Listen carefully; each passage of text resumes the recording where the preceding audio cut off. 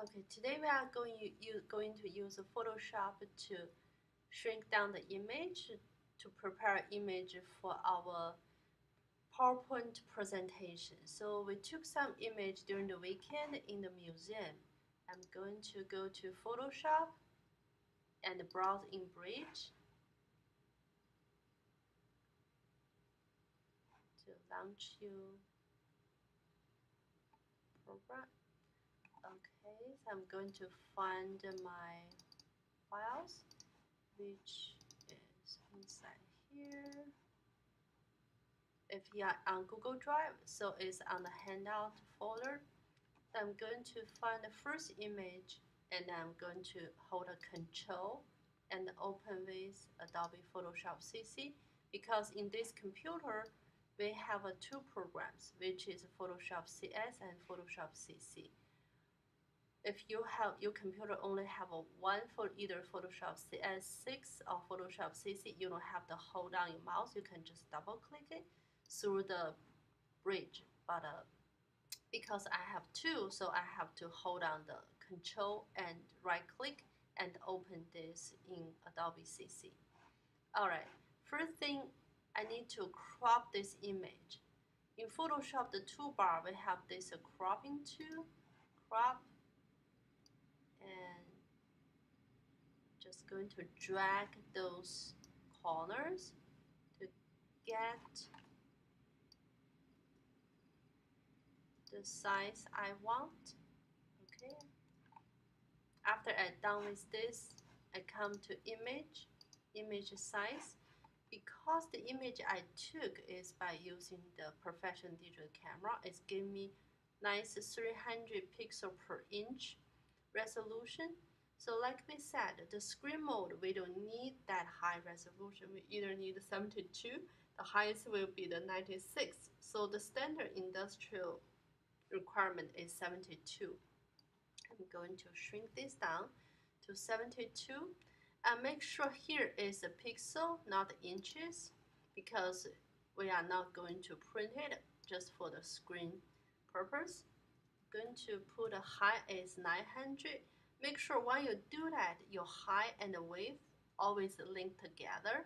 If this link break, there's no this linking relationship.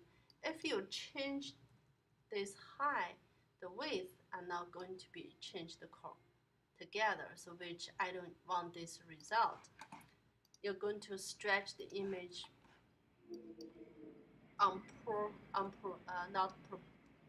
not proportionally, so I'm going to change back to 900 and I say OK.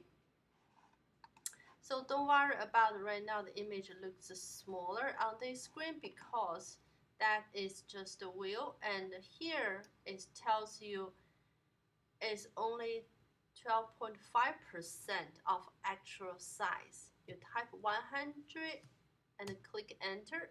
That is the size, actual size is going to appear on your screen. So after you're done with this, I kind of want to light this up a little.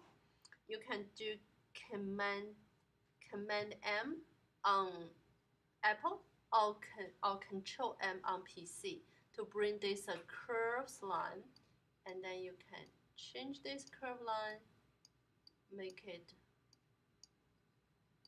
add more lighting. Okay, that's one image, and say instead of say save as, you come to export it, save for web legacy. If you have the Photoshop CS6, it's not underneath the save export it will just say save as for web. And here you choose the JPEG. Always click this progressive, and quality you can keep on 100.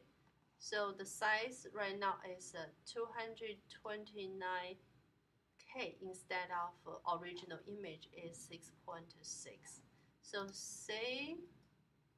Always give a name because this image is JPEG and original picture is also JPEG.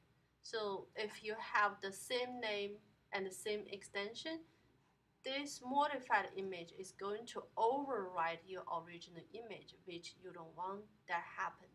You always need to keep your original image and have the modified image. So I give this name to this hat and boots, and we just say save.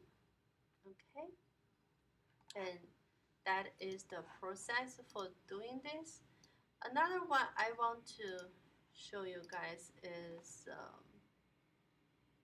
this one. So let me open this standing the lady again from the bridge. The reason I bring this image up, first let's shrink the image down, the image size like we always say, 72, 800, and I will show you the reason I want to show this image, because during the time I shoot it in the museum, they don't allow to use a flash, and at that time I don't have a tripod, so it's my hands shake, so you can see they are little blurry around the edge. So what you can do is, after we shrink the image down, everything's good, so I can go to filter, sharpen, shake, reduction. Okay, I can use the whole thing.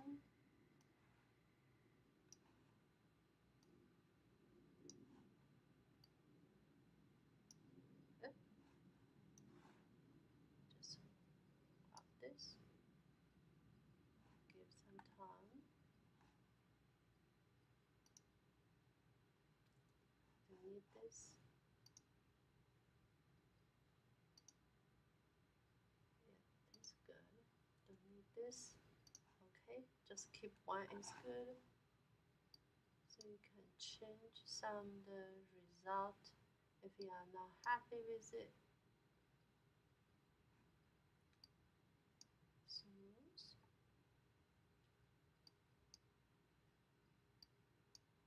Okay.